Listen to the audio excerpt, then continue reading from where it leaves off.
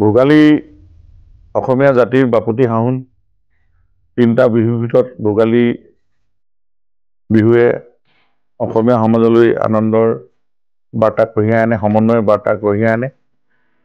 সমাগত ভোগালী বিহুৰ কাৰণে আজি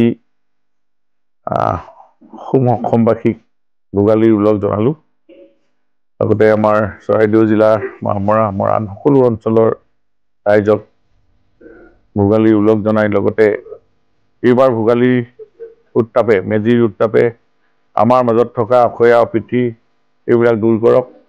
বৃহৎ অসমীয়া জাতিটোৰ সমন্বয়ৰ এনাজৰীডাল অধিক কটকটীয়া কৰক আৰু সকলোৱে এক সুন্দৰ জীৱন যাপনেৰে আগন্তুক দিনবিলাকত তেওঁলোকৰ যি মনৰ ভাৱ, মনৰ কামনা সকলো পূৰণ হওক, তাকেই ভোগালীৰ বতৰত শুভেচ্ছা সহ আহ্বান জনালোঁ।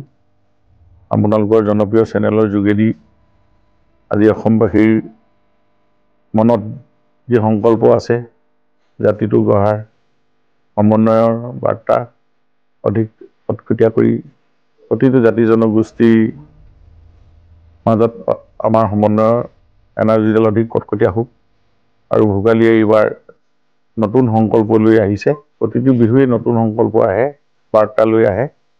আমি এই বাৰ্তাৰ যোগেদি অসমীয়া সমাজখন অধিক শক্তিশালী হওক, আমি তাকে কামনা কৰিছোঁ। আৰু ভোগালীৰ যি পৰম্পৰা আমি ৰক্ষা কৰিব লাগিব।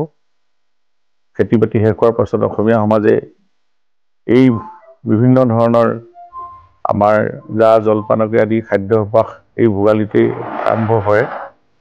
এই অভ্যাস আমাৰ পৰম্পৰা আমি সকলোৱে জীয়াই ৰাখিম।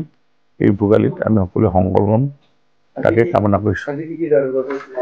আজি ইতিমধ্যে মই দেখিছে আপোনালোকে আমাৰ সতীৰ্থ বন্ধুসকলে মাছ, ভোগালীত এটা মাছ, চিতল মাছ, বৰালি মাছ বেছি নাই 7 কেজি, 8 কেজিকৈ ডাঙৰ পোৱা নাই এইবাৰ। এইখিনিয়ে গধূলি সকলোৱে মিলি এসাঁজ খোৱাটো আমাৰ পৰম্পৰা। এতিয়া আজিকালি প্ৰাক ভোগালীও হৈছে, যোৱা কালিৰ পৰা আৰম্ভ হৈছেই। এইটো খুব ভাল পৰম্পৰা যে আমাৰ ভোগালীক অধিক জনপ্ৰিয় কৰি তুলিবৰ কাৰণে আমাৰ বিভিন্ন গাঁৱত যুৱক বৃদ্ধ সকলোৱে মহিলা লগ লাগি এনেধৰণৰ আয়োজন কৰে। পথাৰত মেজি, গীত মাত, থলুৱা সংস্কৃতি, খেলা ধূলা এইবিলাকৰ যোগেদি আমাৰ বিহুৰ যি মৰ্যাদা, ভোগালীৰ মৰ্যাদা আমি ৰক্ষা কৰা হয়। জা জলপানবিলাকতো আছেই বিভিন্ন ধৰণৰ, বৰা জহাকে আদি কৰি এইবিলাকে এনেকে ধৰণে আমাৰ গাঁৱৰ আইসকলে নিৰ্মাণ কৰি উলিয়ায়।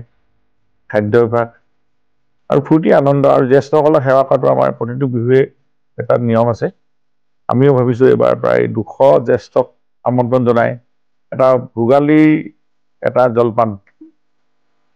জলপান আয়োজন কৰিছোঁ আমি এক মাঘৰ দিনা। ভাবিছোঁ এইটো তেওঁলোকক জ্যেষ্ঠসকলক সন্মান কৰাটো বিহুৰ, তেওঁলোকক এখনি গামোচাৰে সেৱা জনোৱা, তেওঁলোকক আশীৰ্বাদ লোৱা, এইটো এটা অতি পৰম্পৰা আমাৰ বহুদিনৰ পৰা চলি থকা।